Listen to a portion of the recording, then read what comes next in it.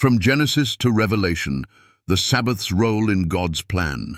From the very first week of creation to the final scenes of judgment, one divine thread weaves through the entire Bible, the Sabbath, not a Jewish invention, not a cultural custom, but a heaven-born command etched in eternity.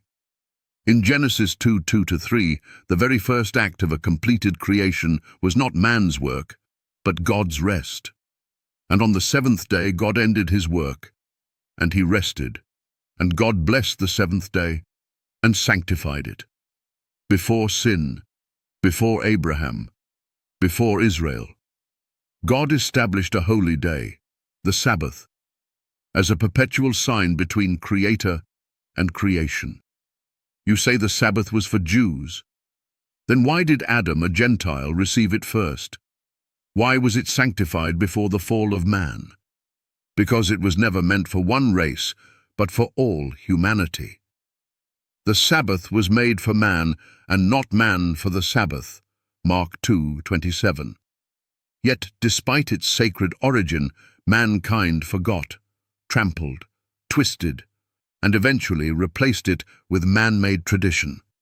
Sunday worship, born in pagan sun worship and baptized by Rome. Still, God never changed his plan. In Exodus 20, the Sabbath was engraved in the Ten Commandments, the only law spoken directly by God, written by his own finger. Remember the Sabbath day, to keep it holy. The seventh day is the Sabbath of the Lord thy God.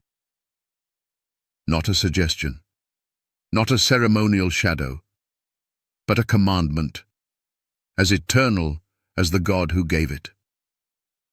You dare say the Sabbath is abolished? Then show us the verse where God, Jesus, or the apostles cancelled it. Where in Scripture is Sunday declared holy? You'll find none. But the Sabbath? It echoes from Eden to eternity. The prophets upheld it. Isaiah said in the new earth, "From one Sabbath to another shall all flesh come to worship before me, saith the Lord."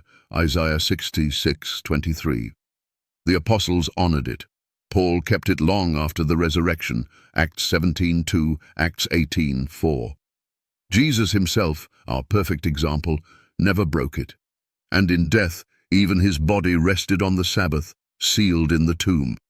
If Jesus came to destroy the Sabbath, why would he live, die, and rest within it? You see, the Sabbath was not nailed to the cross. It stood at the cross. It still stands today.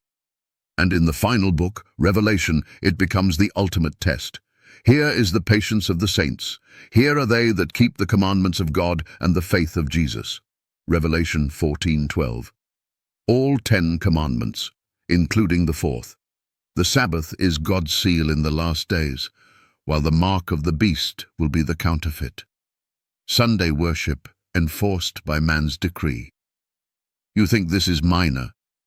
This is the climax of the great controversy. Who will you obey? The Creator or the creature?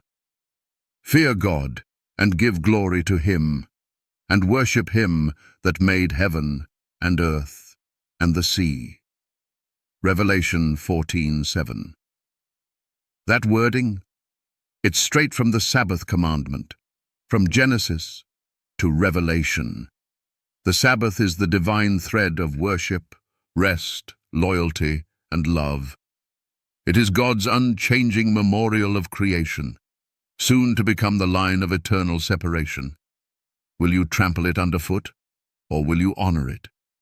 The same God who created the world still commands his Sabbath today.